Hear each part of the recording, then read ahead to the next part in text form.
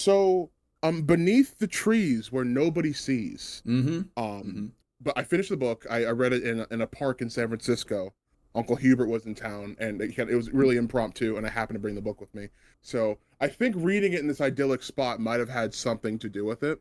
As I read it, I kept thinking about Be Kind, My Neighbor. It's the premise is very similar. There are happening in a small town.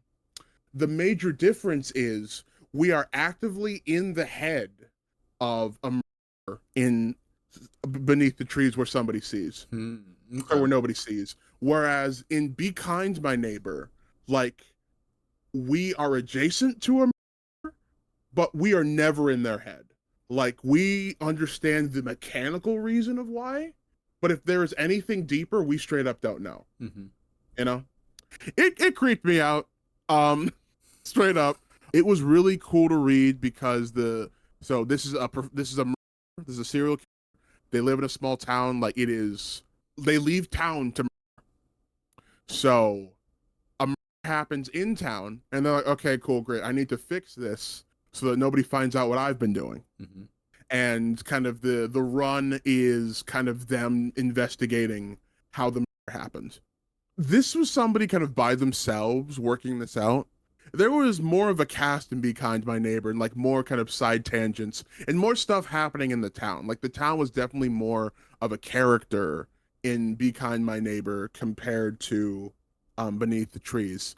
And Be Kind, My Neighbor's longer, so that isn't necessarily fair. Um, but there are some really cool little red herrings that kind of get got into, like just because the town is quiet, that doesn't mean it's normal. Yeah. Yeah. There are other wackos that are wacky in less ways, but like that's still kind of eyebrow raising, you know. Mm-hmm.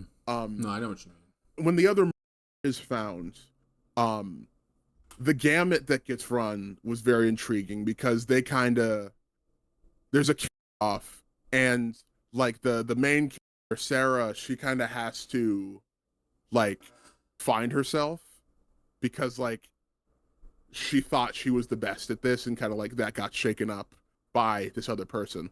Um, it's a good time. No, it's not a good time. Let me walk that back. It's kind of a bummer actually.